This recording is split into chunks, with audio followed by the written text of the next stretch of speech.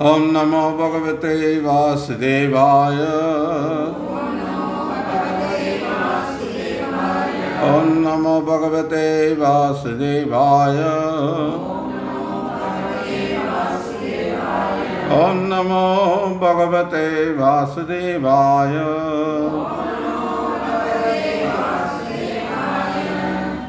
பகவத்கீதை உண்மை உருவில் 3வது அத்தியாயம் கர்மயோகம் 6வது ஸ்லோகம்.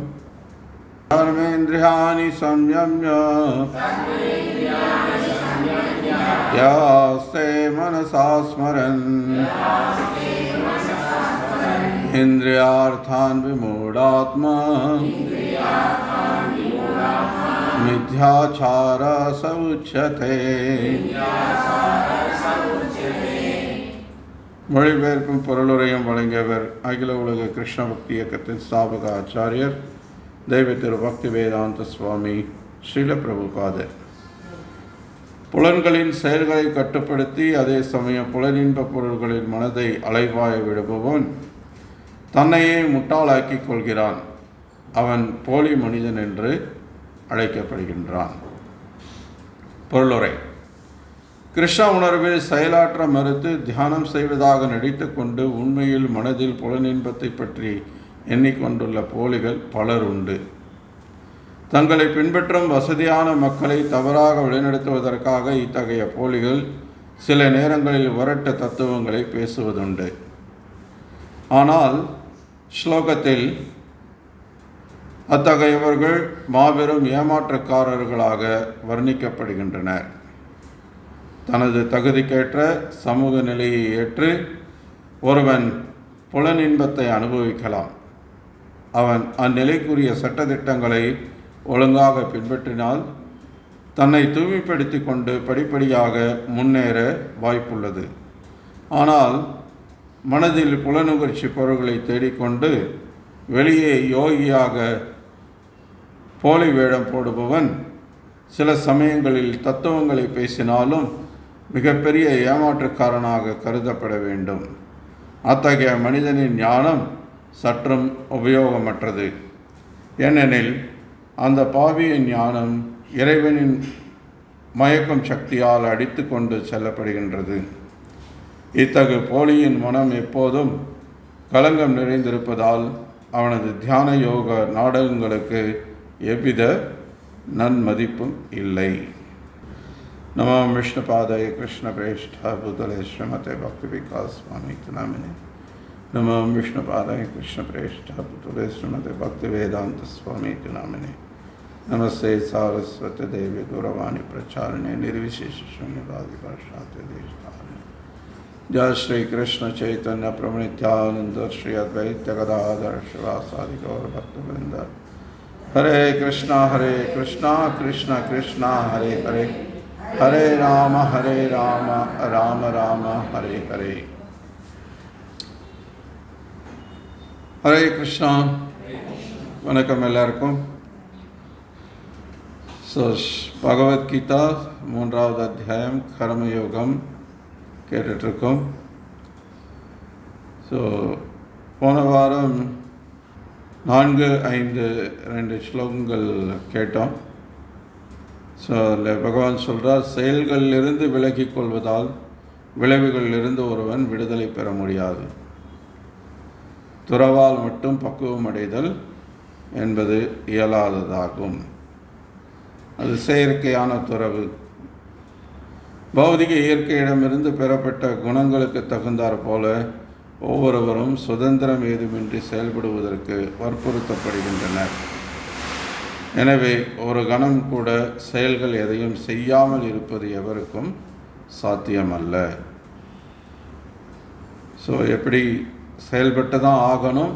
ஆனால் அந்த செயல் பகவான் கிருஷ்ணரை திருப்திப்படுத்தக்கூடியதாக இருக்கணும் அப்படின்றத நம்ம கேட்டோம்.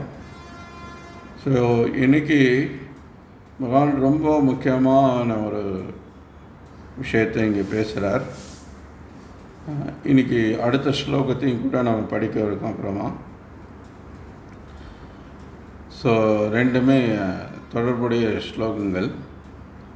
ஸோ முதல்ல இங்கே புலன்களின் செயல்களை கட்டுப்படுத்தி. கர்மேந்திரியாணி, எது கர்மேந்திரியங்கள்?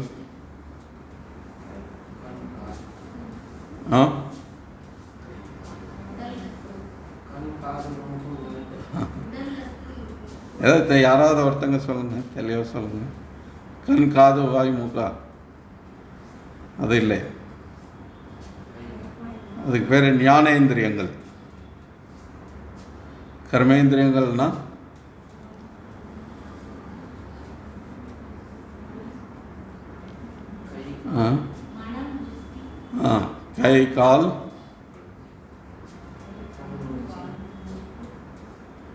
கை, கால், வாய், இந்த தொண்டை சப்தம் உண்டாக்குறதுனால மலவாய், பால் உறுப்பு,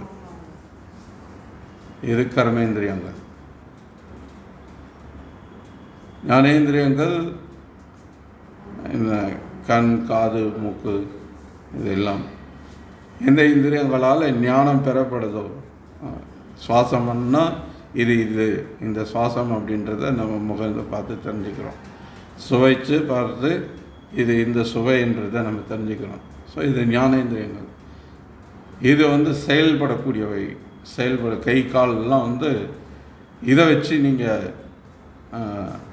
ஞானேந்திரியங்கள் மாதிரி ஞானத்தை பெற முடியாது. இது செயல்படுறதுக்கானது. ஸோ கர்மேந்திரியங்கள்.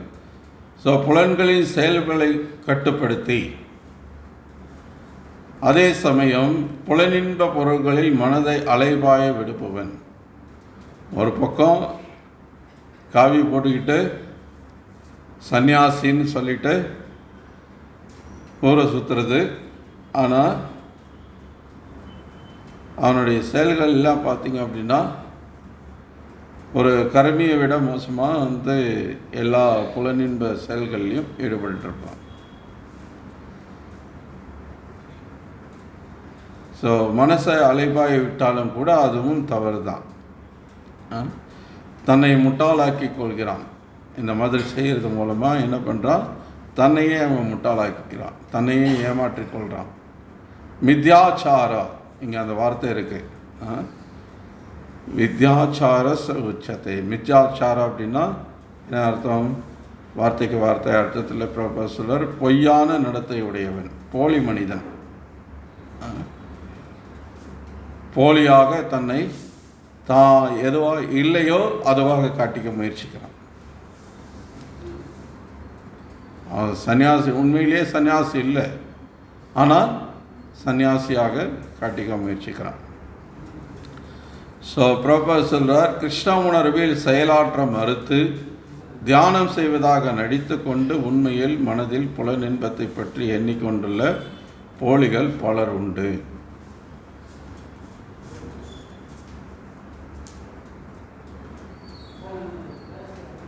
ஸோ இந்த பக்தி தொண்டில் ஈடுபட அவங்களுக்கு விருப்பம் கிடையாது. ஆனால் அவங்க நடிக்கிறாங்க. தியானம் செய்வதாக நடித்து கொண்டு உண்மையில் மனதில் புலனின்பத்தை பற்றி எண்ணிக்கொண்டுள்ள போலிகள் பலர். ஸோ அந்த போலி நபர்கள் யார் அப்படின்றத பகவான் இங்கே நமக்கு வெளிப்படையாக சொல்கிறார். ஸோ தங்களை பின்பற்றும் வசதியான மக்களை தவறாக வழிநடத்துவதற்காக இத்தகைய போலிகள் சில நேரங்களில் வரட்ட தத்துவங்களை பேசுவதுண்டு. ஸோ நிறைய பேர் இருக்காங்க. இங்கே நான் பேரெல்லாம் குறிப்பிட விரும்பலை. இந்த மாதிரி ஆட்கள் அவங்க நீங்கள் பார்க்கலாம், கண் முன்னாடி நீங்கள் அவங்க தோற்றத்தை பார்த்தாலே நீங்கள் தெரிஞ்சுக்கலாம். சிலர் தன்னை ஒரு துறவின்னு சொல்லிக்கிட்டு, தன்னை ஒரு யோகின்னு சொல்லிக்கிட்டு ஸ்போர்ட்ஸ் ஷூ போட்டுக்குவாங்க. இருக்கிறதுலே ரொம்ப எக்ஸ்பென்சிவான செலவு அதிகமாக கொடுத்து, பணம் அதிகமாக கொடுத்து, ரொம்ப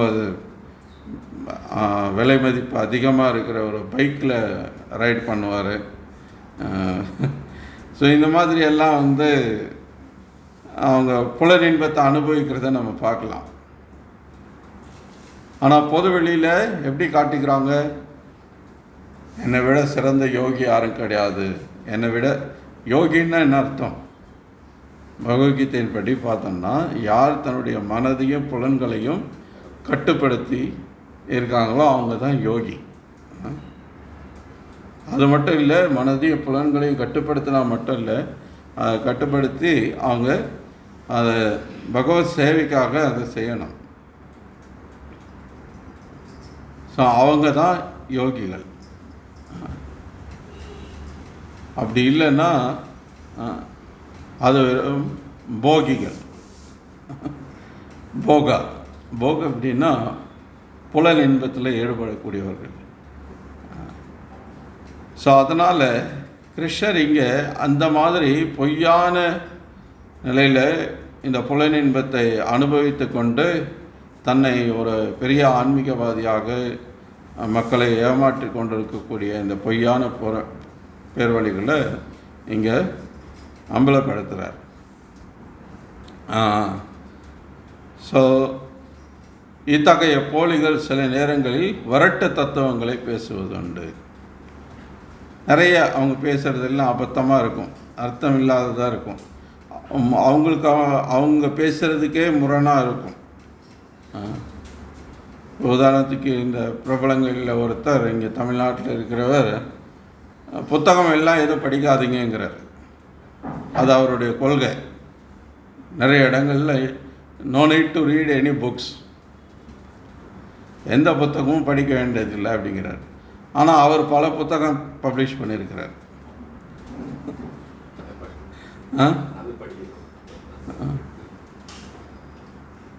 அது என்ன அர்த்தம்? எவ்வளோ பெரிய முரண் இருக்குது பாருங்கள். ஆனால் இவர் ராமாயணத்திலேருந்து மகாபாரதத்திலேருந்து பகவத்கீதையிலேருந்தெல்லாம் மேற்கோள் காட்டிக்கிட்டே இருப்பார் பேசும்போதெல்லாம். அப்புறம் உங்களுக்கு எப்படி தெரிஞ்சது புத்தகம் படிக்கக்கூடாதுன்னா? படிக்கக்கூடாதுன்னா கேட்கவும் கூடாது தான். கேட்குறதும் படிக்கிறதும் வெவ்வேறு கிடையாது.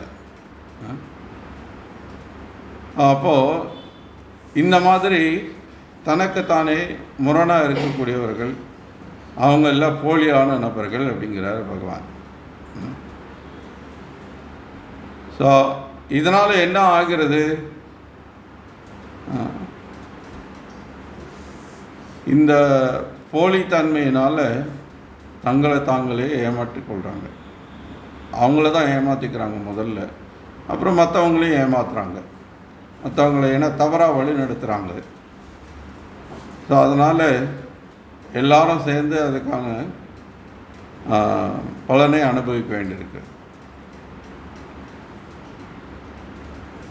ஸோ ஆனால் பிரபுபார் இங்கே சொல்கிறார், அப்படி இல்லாமல் இந்த ஸ்லோகத்தில் அத்தகையவர்கள் மாபெரும் ஏமாற்றுக்காரர்களாக வர்ணிக்கப்படுகின்றனர். தனது தகுதிக்கேற்ற சமூக நிலையை ஏற்று ஒருவன் புலன் இன்பத்தை அனுபவிக்கலாம். புலன் இன்பமே சுத்தமாக கூடாது அப்படின்னு இருந்தால் அப்போ அப்படி ஒரு விஷயத்தை ஏன் பகவான் படைச்சிருக்கணும்? எஸ், சாஸ்திரங்கள் சொல்கிறது புலன் இன்பம் துன்பத்தை கொடுக்கும். ஏஹி சம்ஸ்பர்சஜா போக துக்கயோனேவத்தே ஆத்யந்தவந்த கவந்தேயா நதேஸ்வரமதே புதா. கிருஷ்ணர் இதே பகவத்கீதையில் சொல்கிறார், நீ புலன்களின் தொடர்போடு வந்துட்ட அப்படின்னாலே அது சம்பந்தமாக அந்த புலன்களை வச்சு நீ இன்பம்னு நீ எதெல்லாம் செய்கிறியோ அது துன்பத்துக்கு காரணமாக அமையுங்கிறார். அது எப்படிங்க? இன்பத்துக்காக நம்ம செயல்படுறோன்றீங்க, அது எப்படி துன்பத்துக்கு காரணமாகும்? ஏன்னா இங்கே நம்மக்கிட்ட இருக்கக்கூடிய புலன்கள் குறைகள் உள்ளதாக இருக்குது, பூரணமான புலன்கள் கிடையாது. நம்ம புலன்கள் எல்லாமே குறை உள்ளதாக இருக்குது. ஒரு எல்லாத்துக்குமே ஒரு லிமிட் இருக்குது. இப்போது என்னுடைய கண்ணை கொண்டு இங்கே இருக்கிற எழுத்துக்களை என்னால் படிக்க முடியுது. இப்போ அந்த கேலண்டரில் இருக்கிற அந்த சின்ன எழுத்துக்கு அந்த நம்பர் தவிர வேறு ஏதாவது படிக்க முடியுமான்னா படிக்க முடியாது, ஏன்னா அது தூரமாக இருக்குது. இப்போது அப்படின்னா என்ன ஆகுது? நான் படிக்கிறதுக்கு இந்த தூரம் ஒரு லிமிட்டோடு தான் இருந்தால் தான் படிக்க முடியுது. என்னுடைய பார்வை அவ்வளோதான். என்னுடைய பார்வை திறன் அவ்வளவுதான். இப்போ நான் பேசுகிறது உங்களால் கேட்க முடியுது. இதுலேயே வால்யூம் ரொம்ப குறைவாக இருந்தாலோ அல்லது ரொம்ப ஹை பிச்சில் இருந்தாலோ உங்கள் காதுகளுக்காக கேட்க முடியாது. இந்த காதுகளுக்கும் அதே மாதிரி ஒரு லிமிட் இருக்குது. இப்போது நம்ம எந்த ஒரு புலன்களை எடுத்துக்கிட்டாலும் அந்த மாதிரி ஒரு லிமிட் இருக்குது. இப்போ நம்ம கண்களை கொண்டு தினமும் நம்ம சூரியனை பார்க்குறோம், சந்திரனை பார்க்குறோம். நம்ம பார்வைக்கு ஒரு சூரியனோ சந்திரனோ எவ்வளோ பெருசாக தெரியுது? ஒரு தட்டு சைஸுக்கு தெரியுது இல்லையா? சில சமயங்களில் கொஞ்சம் பெருசாக தெரியுது. சூரியன் உதயமாகும்போதோ அல்லது அஸ்தமனமாகிற சமயத்துலேயோ பார்த்தீங்கன்னா கொஞ்சம் பெருசாக தெரியும், ஒரு தாம்பாலம் மாதிரி தெரியும். ஆனால் உண்மையிலே சூரியனுடைய அளவு அதுதானா? இல்லை, இந்த பூமியை விட பல ஆயிரம் மடங்கு பெரியது. அப்போ நம்ம கண்ணுக்கு அப்படி தெரியலையே. அப்போது நம்மகிட்ட இருக்கக்கூடிய இந்த குறைவுள்ள புலன்களை கொண்டு நம்ம பூரணமான ஒரு இன்பத்தை இங்கே காண முடியாது. இன்பம் அப்படின்ற பேரில் இருக்கலாம், ஆனால் அது உண்மையிலே இன்பமாக இருக்காது, மாறாக துன்பமாக இருக்கும் அப்படிங்கிறார் பகவான். இப்போ எப்படின்னா, இப்போ சாப்பிட்றோம், சாப்பிட்றத ஒரு உதாரணம் எடுத்துக்கலாம். எனக்கு குலாப் ஜாமுன்னா ரொம்ப பிடிக்கும். ஸோ நீங்கள் ஒரு 2 குலாப் ஜாமுன் எனக்கு கொடுத்தீங்கன்னா ரொம்ப சந்தோஷமாக, ரொம்ப நன்றி பிரபு, நீங்கள் குலாப் ஜாமுன் கொடுத்ததுக்கு அப்படின்னு சொல்லிட்டு சிரிச்சுட்டே சந்தோஷமாக 2 குலாப் ஜாமுன் சாப்பிடுவேன். அது இன்னும் 2 சேர்த்து கொடுத்தீங்க அப்படின்னா இன்னும் கொஞ்சம் முகத்தில் ஒரு மகிழ்ச்சி, ஒரு புன்னகை வர்றதை நீங்களே பார்க்கலாம். ஸோ இப்போ அந்த 4க்கு பதிலாக 40 கொடுத்தா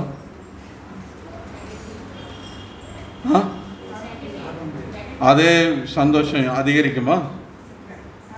முடியாது. அதையும் மீறி சாப்பிட்டா என்ன ஆகும்? துக்கயோனே ஏவத்தை, அதுதான் துன்பத்துக்கு காரணம். புரியுறதா? ஸோ எதெல்லாம் இன்பம்னு நம்ம நினைக்கிறோமோ, இந்த பௌத்திக உலகத்தில் எல்லாத்த விட ரொம்ப பெரிய இன்பமாக மக்கள் நினைக்கிறது என்னென்னா, ஆண் பெண் இடையிலான இந்த பாலுறவு இன்பம். இப்போ இந்த பாலுறவுன்றது பார்த்திங்க அப்படின்னா, பிரபுபாதர் அடிக்கடி சொல்லுவார், புறா, குரங்கு இவைகள்லாம் மனிதனை காட்டிலும் பல மடங்கு அதிகமாக ஒரு நாளும் பல முறை பாலுறவு கொள்ளுமா. ஆனால் மனிதனால் அது முடியுமான்னா, அவனுக்கு ஆசை இருக்கு, ஆனால் முடியாது, உடல் ஒத்துழைக்காது. எவ்வளோ முறை ஒன்றால் உறவு கொள்ள முடியும். ஆனால் ஒரு குரங்கு பார்த்திங்கன்னா பல முறை ஒரு நாளைக்கு உறவு கொள்ள முடியும். ஆனால் அதுக்காக குரங்கோ அந்த புறாவோ மனிதனை விட உயர்ந்ததுன்னு அர்த்தமா என்ன? ஏன்னா அது அதிகமாக இன்பம் கொள்ளுதுன்றதுக்காக கிடையாது. இது ஒரு எல்லை மீறி போகும்போது என்ன ஆகுது? அது நம்முடைய துன்பத்துக்கு காரணமாகுது. அதனால் பிரபுபாதர் இங்கே என்ன சொல்கிறாரு அப்படின்னா, புலன்பமே இல்லைன்னு அர்த்தம் கிடையாது, இருக்குது. ஆனால் அது ரொம்ப ரொம்ப அப்படி ஒரு அந்த பாலைவனத்தில் தண்ணீர் இல்லாமல் பல நாள் அப்படி தாகத்தில் ஓடிட்டுருக்கிறான் தண்ணியை தேடி. அவங்ககிட்ட உனக்கு தண்ணி வேணுமா, நான் கொடுக்குறேன் அப்படின்னு சொல்கிறீங்க. அதை கேட்ட மாத்திரத்தில் அவனுக்கு பெரிய ஒரு ரிலீஃப் கிடைக்கும். சரி சரி கொடுங்க கொடுங்க அப்படின்னு நீங்கள் வாயை திறக்க சொல்கிறீங்க. வாயை திறந்தால் அந்த இங்கு புழிஞ்சு விடுவாங்கல்ல, அது என்னது, இங்கு ஃபில்லர். அதில் நீங்கள் ஒரு சொட்டு தண்ணி அப்படி நாக்கில் விட்டுட்டு போதுமா அப்படின்னு கேட்டால் எப்படி இருக்கும் அவனுக்கு? ஏண்டா நான் தாகத்தோடவாவது ஓடிட்டாவது இருந்திருப்பேன், தண்ணி கொடுக்குறேன்னு சொல்லி என்னை நிறுத்தி வச்சுட்டு வெறுப்பேத்துறியா அப்படின்னு அவனுக்கு இன்னும் அது சந்தோஷம் கிடையாது. அது இருக்கிற மாதிரி தெரியும். கிருஷ்ணர் என்ன சொல்கிறார்? ஊர்த மூலம் சாகம் அஸ்வத்தம் பிராகுரவியம். ஊர்துவ மூலம் வேரெல்லாம் மேலே நோக்கி இருக்குது, கிளைகள் எல்லாம் கீழ் நோக்கி இருக்குது. அப்படின்னா என்ன அர்த்தம்? தலைகீழாக இருக்குது மரம். உண்மையான மரம் அங்கே மேலே நேராக இருக்குது ஆன்மீக உலகத்தில். ஆனால் இது ஒரு பிரதிபலிப்பு, அது ஆன்மீக உலகத்தினுடைய பிரதிபலிப்பு. இது எப்படின்னா, இந்த ஒரு ஆற்றங்கரையிலையோ ஒரு குளக்கரையிலையோ ஒரு மரம் இருக்குது அப்படின்னா அந்த மரத்தோட பிரதிபலிப்பை நீங்கள் அந்த தண்ணியில் பார்க்கலாம். அது எப்படி இருக்கும்?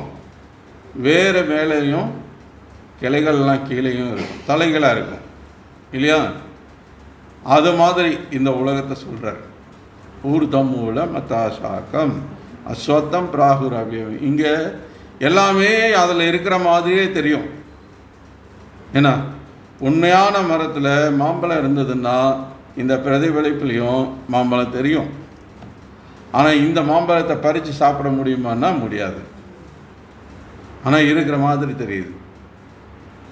அதுதான் இந்த பௌதிக உலகம். ரொம்ப அற்புதமான ஒரு ஒப்புமை பகவான் பகவத்கீதையிலே 15வது அத்தியாயத்தில் சொல்கிறார். ஸோ அதனால் இந்த உலகத்தில் எல்லாம் இருக்கிற மாதிரி தெரியுது. ஆனால் அதை சாஸ்திர விதிகளுக்கு உட்பட்டு இங்கே பகவான் என்ன பிரபாதர் என்ன சொல்கிறார்?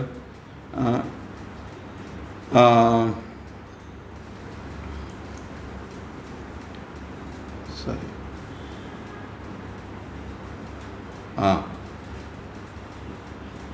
தனது தகுதிக்கு ஏற்ற சமூக நிலை ஏற்று ஒருவன் புலல் இன்பத்தை அனுபவிக்கலாம். அவன் அந்நிலைக்குரிய சட்டத்திட்டங்களை ஒழுங்காக பின்பற்றினால் தம்மை தூய்மைப்படுத்தி கொண்டு படிப்படியாக முன்னேற வாய்ப்புள்ளது. ஸோ இந்த பகவானுடைய இந்த உலக அமைப்பில் பார்த்திங்க அப்படின்னா, குறிப்பாக இந்த மனித சமூகத்துக்கு அப்படின்னு சொல்லி 4 வர்ணங்கள் 4 ஆசிரமங்களை உருவாக்குறார் பகவான். சாத்துர்வர்ணியம் ஆசிஷ்டம் குணகர்ம விபாக்ஷ. ஒருத்தருடைய குணகர்மத்துக்கு ஏற்ப நீ இந்த வர்ணத்தை சேர்ந்தவன், நீ இந்த ஆசிரமத்தை சேர்ந்தவன் அப்படின்னு பிரிக்கப்படுது. ஸோ இப்போ இந்த வர்ண ஆசிரமங்களில் இருக்கக்கூடிய எந்தெந்த நிலையில் ஒருத்தர் இருக்காங்களோ அந்தந்த நிலைக்கு ஏற்றவாறு அவங்களுக்கு பின்பற்றுவதற்கான சட்டத்திட்டங்கள் கொடுக்கப்படுது. ஒரு சன்னியாசின்னா இந்த சட்டத்திட்டங்கள் எல்லாம் கடைபிடிக்கணும், ஒரு கிரகஸ்தன்னா இந்த சட்டத்திட்டங்கள்லாம் கடைபிடிக்கணும் அப்படின்னு கொடுக்கப்பட்டிருக்கு சாஸ்திரங்களில். இப்போ அதை பின்பற்றி அவங்க நடக்கும்போது, இப்போ ஒரு கிரகஸ்தனாக வாழும்போது அவனுக்கு புலன் இன்பத்தில் ஈடுபடுறதுக்கு அனுமதி இருக்குது. அது லைசன்ஸ் அப்படின்னா இப்போது அது ஒரு விதிமுறைகளுக்கு உட்பட்டது இல்லையா? லைசன்ஸ் இருக்குன்றதுக்காக நீங்கள் வண்டியை எப்படி வேணால் ஓட்டிகிட்டு போக முடியாது. இப்படி தான் ஓட்டணுன்ற விதிகளுக்கு உட்பட்டு தான் அந்த லைசன்ஸ் கொடுக்கப்பட்டிருக்கு. உங்களுக்கு முன்னாடியே பயிற்சி கொடுத்து அந்த விதிகளை பின்பற்றி வாகனம் ஓட்டுறதுக்கு நம்ம ஒத்துக்கொண்டு தான் நமக்கு அந்த ஓட்டுநர் உரிமை கொடுக்கப்படுது. ஸோ அதே மாதிரி இல்லற வாழ்க்கையில் ஈடுபடக்கூடியவனுக்கு புலன் இன்பத்தில் ஈடுபடுறதுக்கு அனுமதி உண்டு. மற்ற 3 ஆசிரமங்களுக்கு அது வாய்ப்பில்லை. பிரம்மச்சாரி வாய்ப்பே கிடையாது. அவன் குருகுலத்தில் வசிக்கிறான். அவனுக்கு பெண்களுடனான உறவே கிடையாது. ஒரே பெண்களுடனான ஒரே உறவு என்ன அப்படின்னா அந்த குரு வந்து ஒரு கிரகஸ்தராக இருந்தால் அந்த குருவோட மனைவி ஒரு தாயாக அந்த மாணவர்களுக்கு நடந்து அவங்களுக்கு சேவை புரிவாங்க. அது மட்டும்தானே ஒழிய மற்றபடி வந்து பிரம்மச்சாரிகளுக்கு புலன் இன்பத்துக்கான வாய்ப்பு இல்லை. சன்னியாசிகளுக்கு சுத்தமாக கிடையாது, எந்த தொடர்புமே கிடையாது. வானப்பிரஸ்தர்களும் புலன் இன்பத்தை விட்டுட்டு தான் அவங்க வந்து பரவாயில்ல பிரபு போதும் உட்காருங்க. வானப்பிரஸ்தர்கள் வந்து அவங்களும் புலன் இன்பத்தை விட்டுட்டு தான் முழுவதுமாக துறவு வாழ்க்கைக்கான ஒரு முயற்சியாக தான் அவங்க ஈடுபடுறாங்க. ஸோ இப்போது சாஸ்திரங்கள் வந்து இந்த புலன் இன்பத்துக்கான ஒரு அனுமதி கொடுக்கிறது. ஆனால் அது இந்த சட்டத்திட்டங்களுக்கு உட்பட்டுதான் இருக்கணும். இப்போ உதாரணத்துக்கு கிரகஸ்தர்களுக்கு இந்த புலன் இன்பம் அப்படின்றது, பாலுறவு இன்பம் அப்படின்றது அனுமதி கொடுக்கப்பட்டிருக்கு. ஆனால் அது குழந்தை பெற்றுக்கொள்வதற்காக மட்டும் இருக்கணும். வெறும் புலன் இன்பத்தில் ஈடுபட்டு குழந்தை பெற வரும்போது அந்த பொறுப்பை நான் ஏற்க மாட்டேன் அப்படின்னு சொல்லிட்டு கருக்கலைப்பு பண்ணுறதோ அல்லது கருத்தடை சாதனங்கள் உபயோகித்து புலன் இன்பத்தில் ஈடுபடுறதோ சாஸ்திரங்களில் அனுமதிக்கப்படலை. அது பாவகரமான செயல், அது சட்டவிரோதமான செயல். நீ ஒரு இன்பத்தை அனுபவிக்கிறன்னா இப்போ அதுக்கான விளைவு என்ன வருதோ அந்த விளைவையும் எதிர்கொள்ள நீ தயாராகு. அந்த பொறுப்பை நீ ஏற்றுக்கோ. நீ பாலுறவில் ஈடுபடுறன்னா அதனுடைய விளைவு குழந்தை பிறக்கும். இது தெரியாத நீ சின்ன குழந்தை கிடையாது. அதனால தான் இறைவனுடைய படைப்பில் ஒரு ஒரு குறிப்பிட்ட வயதுக்கு அப்புறம்தான் அந்த ஆண் பெண் இன கவர்ச்சி வருது. சின்ன குழந்தைங்கள்ட்ட அது வர்றது கிடையாது. அப்போ தான் புலன்கள் அதுக்கு தயாரான நிலையாகிறது. ஏன் இந்த மாதிரியெல்லாம் இருக்குது? ஏன்னா அப்போ தான் உனக்கு அந்த பொறுப்பு வரும். ஸோ அப்போ நீ அந்த பொறுப்பை ஏற்றுக்கொள்ள தயாராகலைன்னா, இன்றைக்கி நவீன காலத்தில் நீங்கள் பெரும்பாலான மக்கள் அதை பொறுப்பை ஏற்றுக்க விரும்புறது கிடையாது. ஈவன் திருமணமான ஆணும் பெண்ணும் உறவு வச்சுட்டா கூட அவங்க கூட வந்து அந்த பொறுப்பை ஏற்றுக்கொள்வது கிடையாது. ஸோ அப்படி இருக்கும்போது அது பாபகரமானதாகிடுது. இன்னைக்கு எத்தனை பேர் குழந்தை இல்லாமல் இருக்காங்க? குழந்தை என்பது ஒரு பெரிய வரமாக பார்க்கப்படுது. ஆனால் இன்றைக்கி அதை வந்து நீ வேணான்னு நீ சும்மா உனக்கு ஏன்னா ஏதோ குப்பையில் ஒரு டஸ்ட்டை தூக்கி போட்டு போகிற மாதிரி நீ தூக்கி போட்டு போகிற அப்படின்னா அப்போது நீ பொறுப்பில்லாத ஒரு நபர் இந்த சமூகத்தில்.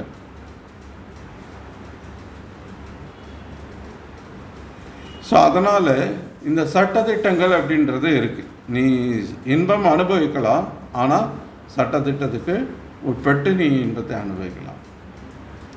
அப்படி செய்யும் பட்சத்தில் அவன் படிப்படியாக தூய்மை அடைகிறதுக்கு வாய்ப்பு இருக்குது. அவன் ஆன்மீகத்தில் முன்னேற்றம் அடைகிறதுக்கான வாய்ப்பும் இருக்குது. ஏன்னா அவன் சட்டத்திட்டங்களுக்கு உட்பட்டு செயல்படுறான். இப்போ ஒரு குற்றவாளி பார்த்திங்க அப்படின்னா சிறைக்குள்ளே இருக்கும்போது அவன் அங்கே நன்னடத்தையோடு நடந்துக்கிறான் அப்படின்னும் போது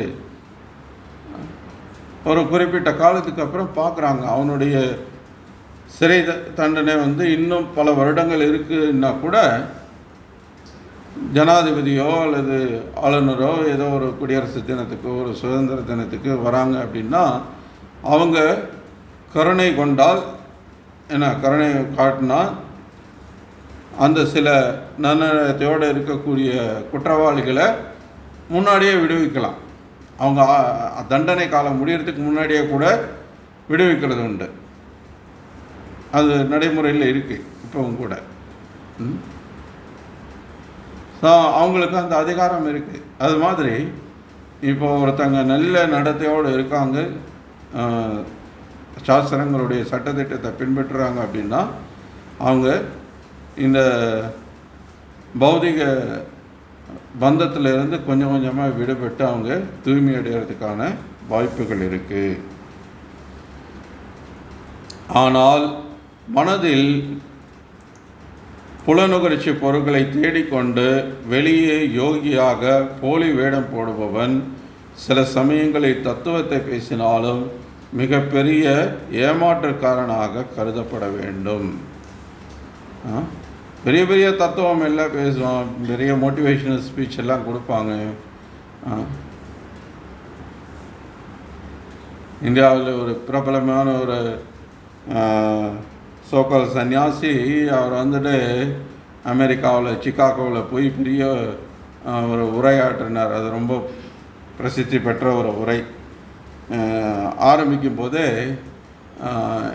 எனது சகோதர சகோதரிகளே அப்படின்னு ஆரம்பித்தார். பிரபுபாதர் அதற்கு ரொம்ப கடுமையாக விமர்சிப்பார். சாஸ்திரங்கள் எங்கேயும் நீங்கள் எந்த ஒரு பெண்ணையும் சகோதரின்னு சொல்லி அழைக்கிறதுக்கு அனுமதிக்கலை. உன்னுடைய மனைவி தவிர மற்ற எல்லா பெண்களையும் தாயாக பார்க்கணுன்னு தான் சொல்லியிருக்கு. அப்போ நீ இங்கே சாஸ்திர விதியை மீறுற.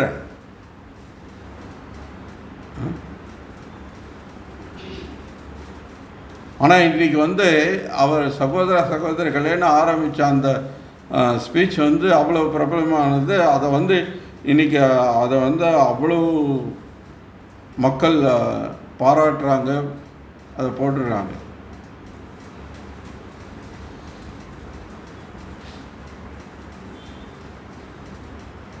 ஸோ அப்படின்னா வெறும் வேஷம் போட்டால் பார்த்தாது, சாஸ்திர விதிகளை உள்ளபடி பின்பற்றணும். அது மட்டும் இல்லை, அவருக்கு மாமிச உணவு கொடுத்தாங்க, பசு மாமிசத்தை கொடுத்தாங்க. அவர் இயற்கை என்ன கொடுக்குதோ அதை ஏற்றுக்கொள்ளணும் அப்படின்ட்டார். என்ன ஒரு சன்னியாசினி, என்ன ஒரு துறவி, என்ன உனக்கு ஞானம் இருக்குது? பசு தாயாக வழிபடக்கூடிய இந்த பூமியில் பிறந்து வளர்ந்துட்டு அமெரிக்காவுக்கு போன உடனே எனக்கு பசு இயற்கை கொடுத்த உணவுன்னு நீ சொல்லிட்டு சாப்பிட முடியுமா? அது எவ்வளோ அபத்தம். ஆனால் பேசுறதில்ல பாருங்க, பெரிய ஞானி மாதிரி பெரிய பெரிய தத்துவங்கள்லாம் பேசுறது.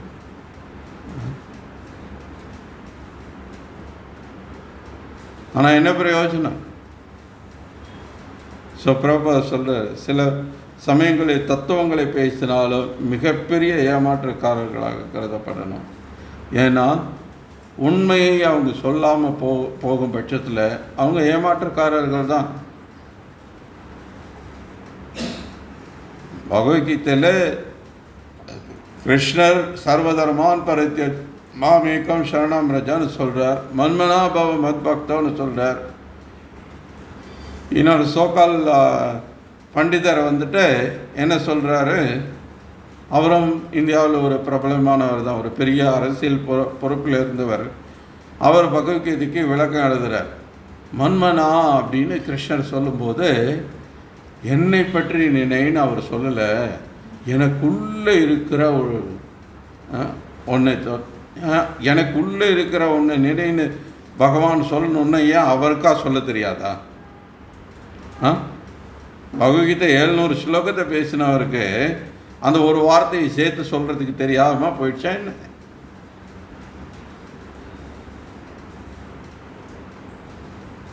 தர்மக்ஷேத்ரே குருக்ஷேத்ரே சமவேதாயுத்சவ மமகா பாண்டவ சைவ கிம குருவது சஞ்சயான்னு திருதராஷ்டிர கேட்குறார் சஞ்சயன்ட்ட. ஸ்லோகம் ரொம்ப தெளிவாக இருக்குது. தர்மக்ஷேத்ரே குருக்ஷேத்ரே, குருக்ஷேத்திரன்றது ஒரு தர்மக்ஷேத்திரம். 1000 வருஷமாக தலைமுறையாக தேவதாக்கள்லாம் வழிபாடு செய்த இடம் அப்படின்னு தர்மக்ஷேத்திரமான அந்த குருக்ஷேத்திரம்ன்ற ஒரு இடம் இருக்குது. அங்கே தான் இந்த சம்பவம் நடக்குது, இந்த போர் அப்படின்றது நடக்குது அப்படின்னு சஞ்சயன் சொல்கிறார் திருதராஷ்டிரர் கேள்விக்கு. இப்போ இதில் அர்த்தம் சொல்லும்போது குருக்ஷேத்திரன்றது இடம் கிடையாது, அது பாண்டவர்கள் 5 பேரை குறிக்குது. எங்கிருந்து உனக்கு இந்த அர்த்தம் வந்தது? எப்படி உனக்கு இது கிடைச்சது? உன்னோட மனசில், மன கற்பனையில் வர ஒரு விஷயம். எந்த ஆச்சாரியர்களும் அப்படி சொல்லியே. ராமானுஜாச்சாரியார் சொல்லலை, மத்வாச்சாரியார் சொல்லலை, எந்த வைஷ்ணவ சம்பிரதாயத்தை சேர்ந்த ஆச்சாரியர்களும் அந்த விளக்கத்தை சொல்லலை. எல்லாரும் சொல்கிறாங்க. பிரபுபாதர் சொல்கிற இன்றைக்கும் குருக்ஷேத்திர ரயில்வே ஸ்டேஷன் இருக்குது. டெல்லியிலேருந்து 100 கிலோமீட்டர் நீ போனால் இன்றைக்கும் கூட நீ அந்த குருக்ஷேத்திரத்தை பார்க்கலாம். இன்றைக்கும் 1000 மக்கள் அங்கே வழிபாடு பண்ணிட்டு இருக்காங்க. அது ஒரு இடம்னு சொல்லாமல் அதை ஏன் நீ அது பஞ்ச பாண்டவர்களை குறிக்குது அப்படின்னு நீ ஏன் வேற அர்த்தம் கொடுக்குற? அந்த மாதிரி போலி நபர்களை இங்கே பிரபாதர் ஸ்லோகத்தில் கிருஷ்ணர்னு சொல்கிறார், பிரபாதரம் அதை இங்கே அவங்கள பற்றி சொல்கிறார். ஸோ அத்தகைய மனிதனின் ஞானம் சற்றும் உபயோகமற்றது, எதுக்கும் பிரயோஜனம் கிடையாது. பிரபாதர் அமெரிக்கா வரத்துக்கு முன்னாடி கிட்டத்தட்ட 300-400 பிரசுரங்கள் இருந்தது. பகவத்கீதை பிரசுரம் பண்ணியிருந்தாங்க. வெவ்வேறு பிரஸ்காரங்க பகவத்கீதையை பிரசுரம் பண்ணியிருந்தாங்க. பகவத்கீதை பிரபாதர் வரதுக்கு முன்னாடி பிரபலமான புத்தகம். ஆனால் அத்தனை பிரசுரங்கள் இருந்தும், அத்தனை பகவத்கீதை மார்க்கெட்டில் அவைலபிளாக இருந்தும் ஒரே ஒரு நபர் கூட பக்தனாகலை, கிருஷ்ண பக்தனாகலை. ஹரே கிருஷ்ணா நாமத்தை சொல்லிக்கிட்டு பகவத்கீதையை பின்பற்றுகிறேன்னு சொல்லி பக்தனாகி ஒரு நபர் கூட வரல. காரணம், இந்த மாதிரி பகவத்கீதையில் கிருஷ்ணர் ஒன்று சொல்ல, இவங்க கிருஷ்ணர் சொன்னதா இவங்களுடைய மனசில், இவங்க கற்பனையில் தோன்றின அந்த குப்பை எல்லாத்தையும் எடுத்து போட்டு இதுதான் பகவத்கீதைன்னு சொல்லி வியாபாரத்துக்காக ஒரு புத்தகத்தை பிரசுரம் பண்ணுனா அது எப்படி ஒருத்தனை பக்தனாக்கும்? அப்போ குருன்றதுக்கு என்ன அர்த்தம் இருக்கு? ஸோ பகவத்கீதை அத்தனை இருந்தும் ஒருத்தனை கூட பக்தனை ஆக்கலை. பிரபுபாதர் ரொம்ப பெருமையோடு சொல்லிட்டார்.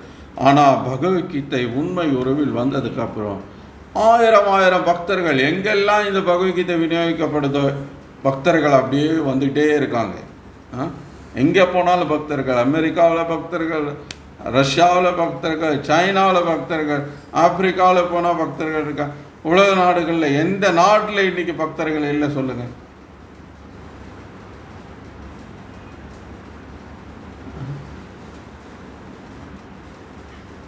எல்லா நாடுகள்லையும் இருக்காங்க பக்தர்கள். காரணம் பகவத்கீதை உண்மை உறவு. ஒரு புத்தகம் பகவத்கீதை உண்மை உறவில் ஒரு புத்தகம் இவ்வளோ பெரிய மாற்றத்தை உண்டாக்க முடியுது. காரணம், இதில் எந்த கருத்தும் அவருடைய சொந்த கருத்து கிடையாது, அவருடைய மன கற்பனைன்றது எதுவும் கிடையாது. எல்லாம் எக்ஸாக்டாக கிருஷ்ணர் சர்வதர்மான் பரித்யஜ, எல்லாத்தையும் விட்டுட்டு என்கிட்ட சரணடைன்னு சொல்கிறாருன்னா, பிரபுபாதர் என்ன சொல்கிறார்? கிருஷ்ணரே பரம புருஷ பகவான், அவரிடத்துல சரணடைங்கன்றார். இதில் ஏதாவது வித்தியாசம் இருக்கா? ஒரு வித்தியாசமும் கிடையாது. கிருஷ்ணர் என்ன சொல்கிறாரோ அதை அப்படியே பிரபுபாதரும் சொல்கிறார். அதனால இந்த பகவத்கீதை ஒருத்தர பக்தர் ஆகுது. ஏன்னா எக்ஸாக்டாக கிருஷ்ணர் என்ன உபதேசம் பண்ணுறாரோ அது அவங்களுக்கு போய் சேருது, படிக்கிறவங்களுக்கு அல்லது பகவத்கீதை கேட்குறவங்களுக்கு அவங்களுக்கு போய் சேருது. ஸோ அத்தகைய மனிதனின் ஞானம் சற்று உபயோகம் பண்ணுறது என்னென்னில், அந்த பாவியின் ஞானம் இறைவனின் மயக்கம் சக்தியால் அடித்து கொண்டு செல்லப்படுகிறது. அவன் பாவிகிறார். காமை சைத ஹிருதஜானா, காமைஸ்தைத ஹிருதஜான, அவனுடைய ஞானம் காம ஆசைகளால்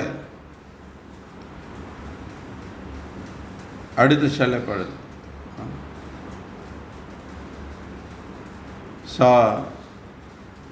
இத்தகு போலியின் மனம் எப்போதும் கலங்கம் நிறைந்திருப்பதால் அவனது தியான யோக நாடகங்களுக்கு எவ்வித நன்மதிப்பும் இல்லை. இந்த மாதிரி யோகா தியானம் இப்படி பேரெல்லாம் சொல்லிக்கிட்டு மக்களை ஏமாற்றி அவங்ககிட்ட பணம் பறிக்கிறது தான் அவங்களோட நோக்கமாக இருக்குது. பல கோடி கணக்கில் சேர்த்து வச்சுக்கிறாங்க அந்த பேரளவிலான குருக்கள்லாம். ஆனால் ஒரு பிரயோஜனம் கிடையாது. மீறி போனால் பௌத்திகமான சில காரியங்களை பண்ணுவாங்க. மரம் நடுறேன், அதை பண்ணுறேன், இதை பண்ணுறேன்னு சொல்லிட்டு சில பௌத்திகமான காரியங்கள் செய்வாங்க. அவ்வளோதான். ஹாஸ்பிட்டல் கட்டுறேன், ஸ்கூல் நடத்துகிறேன் அப்படின்னு சொல்லிட்டு. ஆனால் ஆன்மீக அறிவுன்றதை நீங்கள் ஒரு துளி அளவும் அங்கே இருந்து எதிர்பார்க்க முடியாது. ஏன்னா அங்கே இல்லாத ஒன்று எப்படி கிடைக்கும்? அந்த ஆன்மீக அறிவு இருந்ததுன்னா அவங்க ஏன் இந்த பௌதிக செயல்களில் ஈடுபட்டுருக்காங்க? ஓகே, அடுத்த ஸ்லோகம்.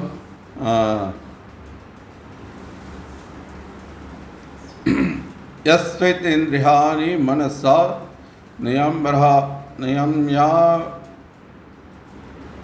நியம்யாரபதே அர்ஜுனான் கர்மேந்திரியை கர்மயோகம் அசக்த ச விசிஷ்யதே. அதே சமயத்தில் செயலாற்றும் புலன்களை மனதால் கட்டுப்படுத்தி, அங்கே பகவான் என்ன சொல்கிறார்?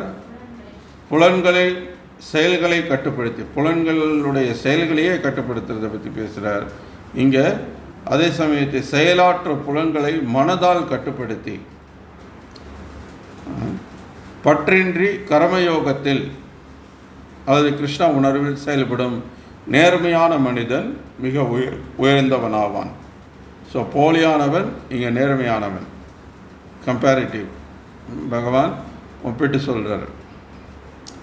கட்டுப்பாடற்ற வாழ்க்கையும் புலனின்பத்தையும் விரும்பக்கூடிய போலி துறவியாக வாழ்வதை விட தனக்குரிய தொழிலை செய்த வண்ணம் பௌதிக பந்தத்திலிருந்து விடுபட்டு இறைவனின் திருநாட்டை அடைவது எனும் வாழ்வின் குறிக்கோளை நிறைவேற்றுதல் சிறந்ததாகும்.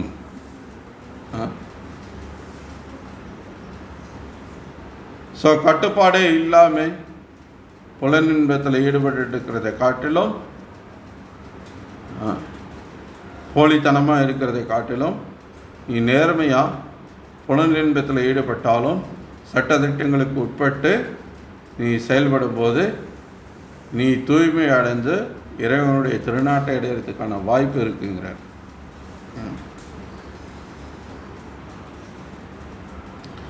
சுயநலனின் முதன்மையான குறிக்கோள் ஸ்வார்த்தகதி விஷ்ணுவை அடைவதாகும். நம்முடைய நலன் அப்படின்னாலே அது பகவான் விஷ்ணுவை அடைவது தான்.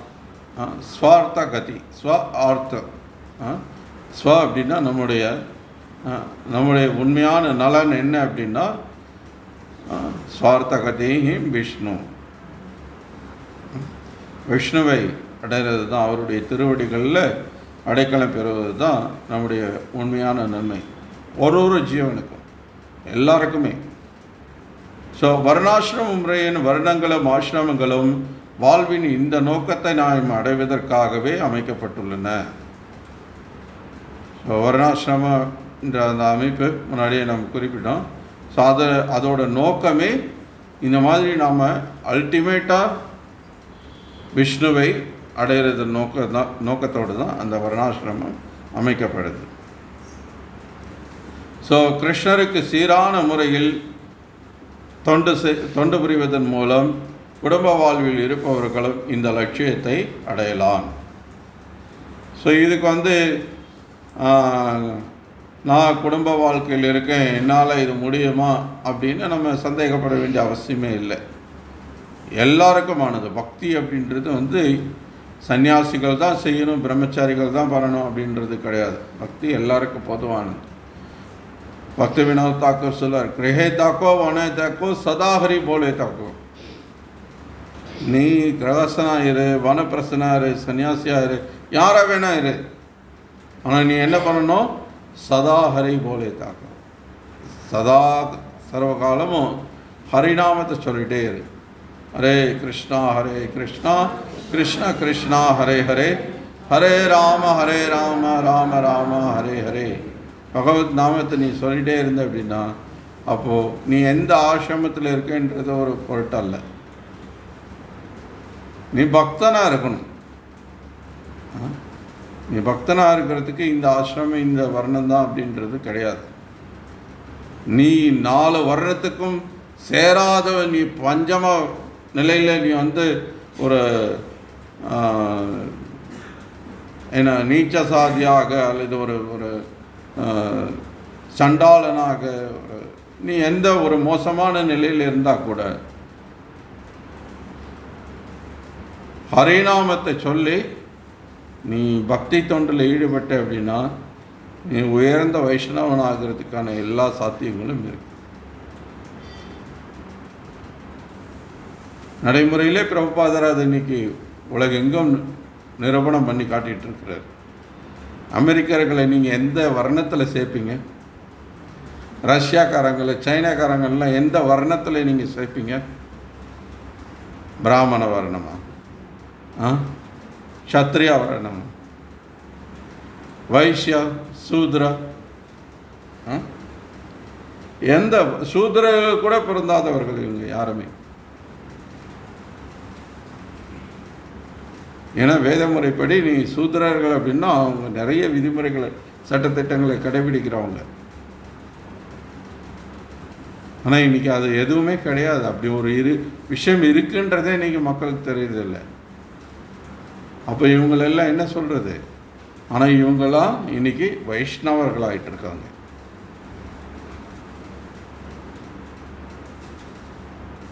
ஸோ அதுக்கு காரணம் பிரபுபாதர் இந்த பகவத்கீதையை உண்மை உருவில் கொடுத்துருக்கிறது. இப்போ வித்தியாசம் நமக்கு புரியும். நீங்கள் வரலாறு எடுத்து பாருங்கள். நீங்கள் வந்து 65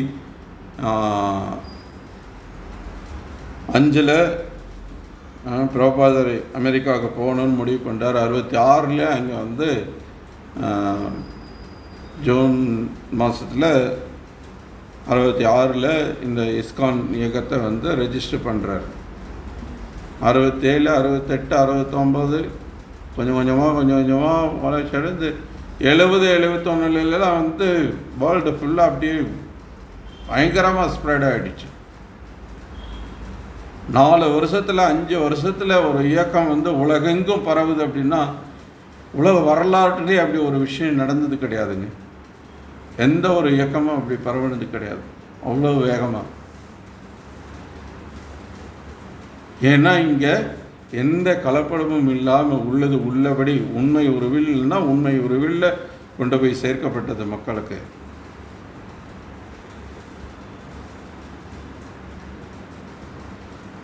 ஸோ சாஸ்திரங்களில் பரிந்துரைக்கப்பட்டு உள்ளபடி கட்டுப்பாடான வாழ்க்கை வாழ்ந்து பற்றின்றி தனது தொழில்களை செய்வதன் மூலம் ஒருவன் தன்னுணர்வு பாதையில் முன்னேற்றத்தை காணலாம். இம்முறையை பின்பற்றும் நேர்மையான நபர் ஆன்மீக வாழ்வதாக படம் காட்டிக்கொண்டு அறியாத மக்களை ஏமாற்றும் போலிகளை விட பன்மடங்கு சிறப்பான நிலையில் உள்ளார்.